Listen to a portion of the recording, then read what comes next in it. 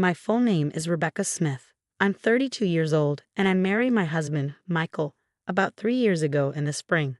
Our relationship is great, and we are also very close to his sister, Emily. We get along like sisters.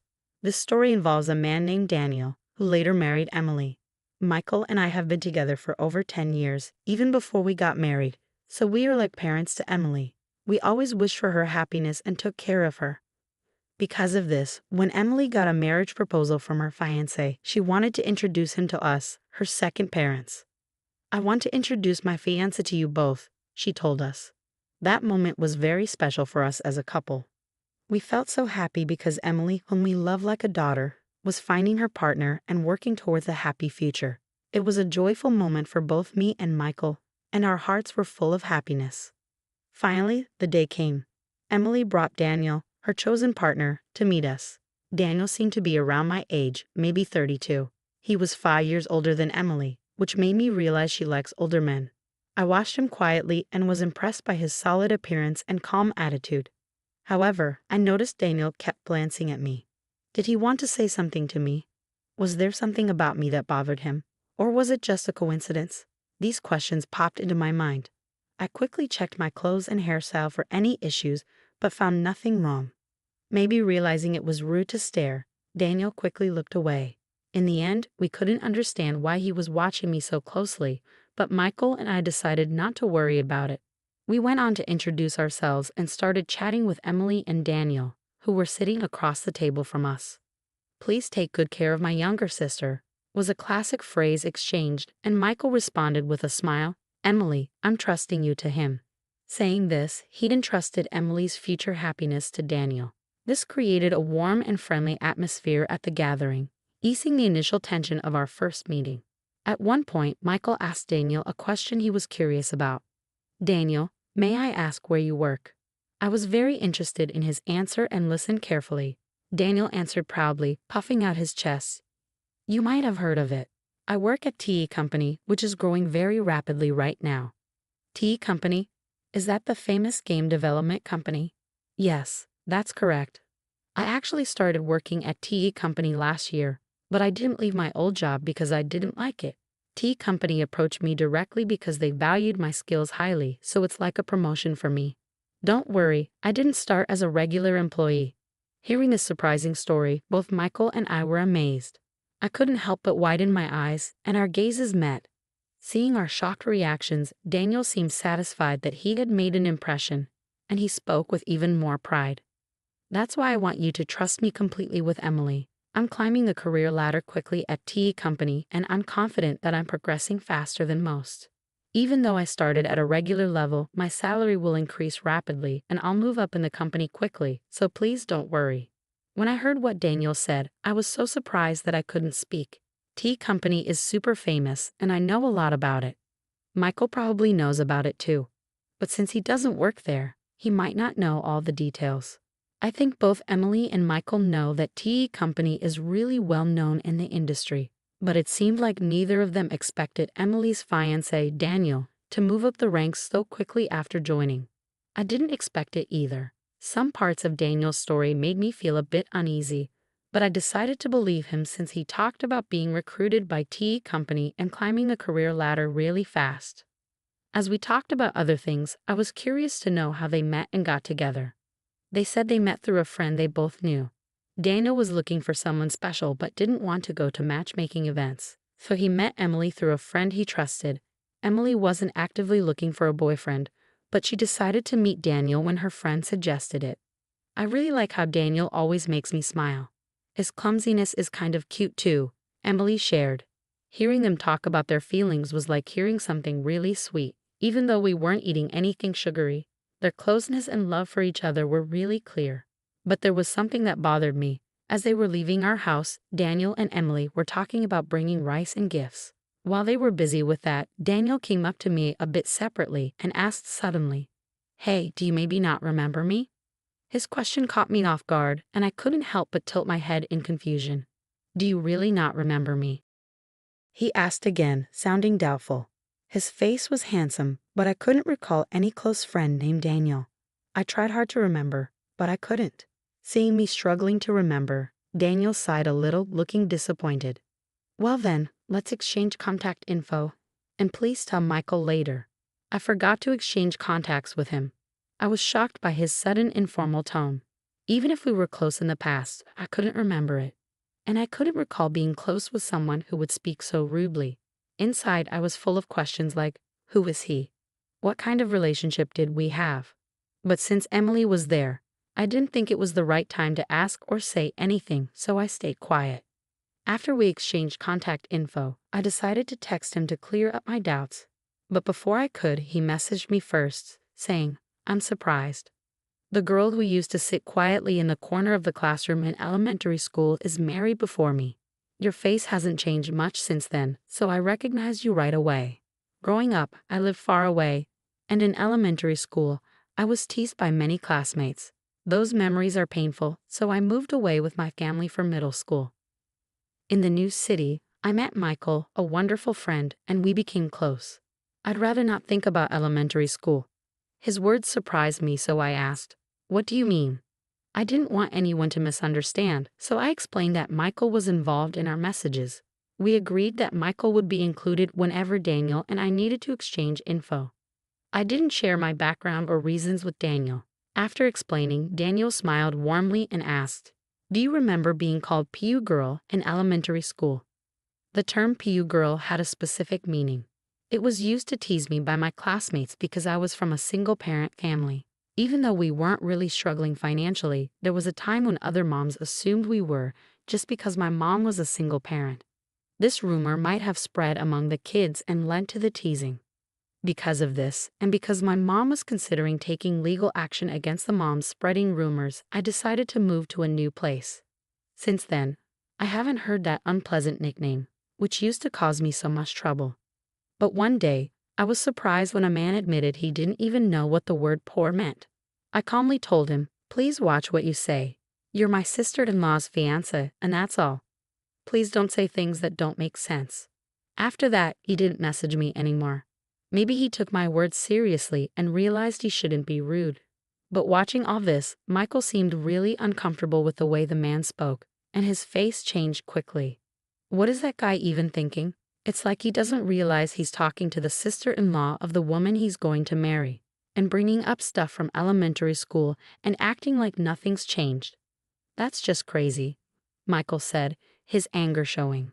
Seeing Michael so upset, I tried to calm him down, saying, take it easy, take it easy. But I was also worried, so I called my mom right away and asked her to find a class photo from my elementary school days. I wanted to see if there was a classmate named Daniel in it. Mom quickly found a boy named Daniel and said on the phone, wasn't this Daniel the one who used to bully you the most? Suddenly, I remembered everything I had forgotten. Daniel was indeed the main bully. Just to be sure, I asked Mom to send me the photo. Looking at it, he looked quite different now, bigger and chubby. That's probably why I didn't recognize him. After that, I decided to look into things further. A few months after our first meeting, I got a call from Emily, which was surprising after such a long time. Rebecca, we haven't got your RSVP for the wedding invitation yet. Are you and your husband planning to come? What wedding invitation? We were really looking forward to it, but we never got it, I told her. Emily seemed surprised and said, I definitely sent it. Maybe something went wrong. Anyway, I'll bring it to you tomorrow, she said, sounding very sincere. The next day, Michael and I got the invitation directly from Emily, and we told her we'd be there. At that point, we had no idea what would happen at the wedding or how it would affect us. No one could have guessed what was coming next. On the day of the wedding, Emily looked stunning in her pure white dress, like an angel. I congratulated her with tears in my eyes, hoping for her happiness and ours too. But Daniel, the groom, quickly soured the mood. He pointed at me, surprising all of us. Why are you here? I didn't invite you, he said, looking very displeased. It seemed like Daniel went out of his way to make sure Michael and I didn't get an invitation. This woman grew up with just her mom. When things got tough, she ran away. Maybe she had some money problems, and now she's with a rich guy thinking life will be easy. She's living in a dream, he said. Despite not knowing anything about my past, Daniel falsely accused me. Michael, sitting next to me, clenched his fist in anger. But I told him to calm down. Daniel kept making false accusations against me. I have an important job at a well-known company. Are you planning to use your connection as my sister-in-law to get money from me if I marry Emily? He asked firmly. His friends were shocked and started getting excited. They must have the same narrow view as Daniel. I went to a staff member and asked for the microphone. Daniel looked like he expected me to say something emotional and illogical, but I stayed calm and said, "It's ridiculous that you, who can't even remember the face of your own company's president, call yourself an elite. Think carefully. If you want to cut ties with me, I'll be in the president's office tomorrow. We'll go through HR procedures." After handing back the microphone, I confidently returned to my seat with a calm demeanor. Michael stood up and walked towards the exit. Soon after, Emily followed him. Seeing this, Daniel called out to her, "Wait, why are you leaving too?" "I'm just trying to end things with her." "If that's the case, there shouldn't be any problems, right?" Not fully grasping the situation, Daniel spoke to Emily, who gave him a cold look. "You really don't know Rebecca, do you? She's the CEO of T Company. I respect and deeply admire her. I can't forgive you for insulting her. I'm ending this engagement right now. You've ruined such an important day. Be prepared." Shocked by Emily's firm words, Daniel was taken aback. Emily talked to the venue staff and removed her wedding dress. She told the guests that the banquet was over, and the wedding would now be a simple meal gathering. She made it clear that this wouldn't happen again and firmly blamed Daniel for the breakup. The next day, as I had promised, I calmly waited for him in the president's office. Two big, muscular employees stood beside me, ready to act if he tried anything during our talk. When he came in, he seemed confident at first, but that soon changed. He sat down and looked tense. His behavior, coming in without permission and not even greeting, was rude. It was clear he didn't understand the basic rules of the company. "No way. I can't believe you're really the president.